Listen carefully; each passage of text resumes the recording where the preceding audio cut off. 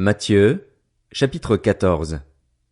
À cette époque-là, Hérode le tétrarque entendit parler de Jésus, et il dit à ses serviteurs, « C'est Jean-Baptiste, il est ressuscité, et c'est pour cela qu'il a le pouvoir de faire des miracles. » En effet, Hérode avait fait arrêter Jean.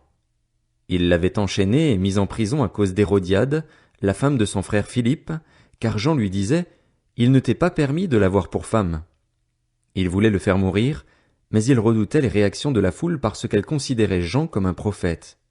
Or, lorsqu'on célébra l'anniversaire d'Hérode, la fille d'Hérodiade dansa au milieu des invités et plut à Hérode, de sorte qu'il promit avec serment de lui donner ce qu'elle demanderait. À l'instigation de sa mère, elle dit, « Donne-moi ici, sur un plat, la tête de Jean-Baptiste. » Le roi fut attristé, mais, à cause de ses serments et des invités, il ordonna de la lui donner et il envoya décapiter Jean dans la prison. Sa tête fut apportée sur un plat et donnée à la jeune fille, qui l'apporta à sa mère. Les disciples de Jean vinrent prendre son corps et l'ensevelir. Puis ils allèrent l'annoncer à Jésus. À cette nouvelle, Jésus partit de là dans une barque pour se retirer à l'écart dans un endroit désert. L'ayant appris, la foule sortit des villes et le suivit à pied. Quand Jésus sortit de la barque, il vit une grande foule et fut rempli de compassion pour elle, et il guérit les malades. Le soir venu, les disciples s'approchèrent de lui et dirent, « Cet endroit est désert et l'heure est déjà avancée. Renvoie la foule, afin qu'elle aille dans les villages pour s'acheter des vivres. » Jésus leur répondit, « Ils n'ont pas besoin de s'en aller.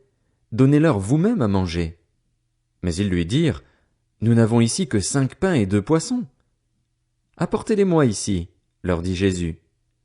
Il fit asseoir la foule sur l'herbe, prit les 5 pains et les 2 poissons, leva les yeux vers le ciel et prononça la prière de bénédiction. Puis il rompit les pains et les donna aux disciples, qui les distribuèrent à la foule. Tous mangèrent et furent rassasiés, et l'on emporta 12 paniers pleins des morceaux qui restaient. Ceux qui avaient mangé étaient environ 5000 hommes, sans compter les femmes et les enfants. Aussitôt après, Jésus obligea les disciples à monter dans la barque et à le précéder sur l'autre rive pendant qu'il renverrait la foule. Quand il l'eut renvoyé, il monta sur la montagne pour prier à l'écart et, le soir venu, il était là seul. La barque se trouvait déjà au milieu du lac, battue par les vagues, car le vent était contraire. À la fin de la nuit, Jésus alla vers eux en marchant sur le lac. Quand les disciples le virent marcher sur le lac, ils furent affolés et dirent, « C'est un fantôme !»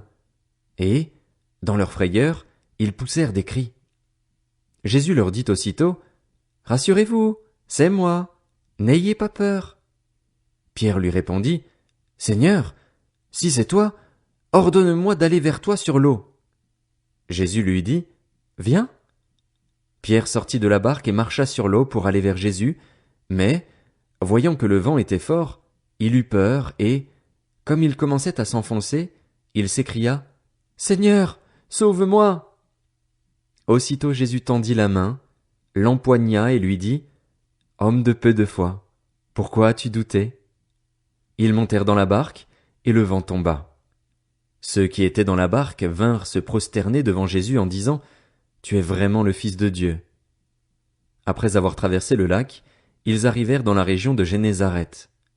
Les habitants de cet endroit reconnurent Jésus. Ils envoyèrent des messagers dans tous les environs et on lui amena tous les malades. Ils le suppliaient de leur permettre seulement de toucher le bord de son vêtement, et tous ceux qui le touchèrent furent guéris.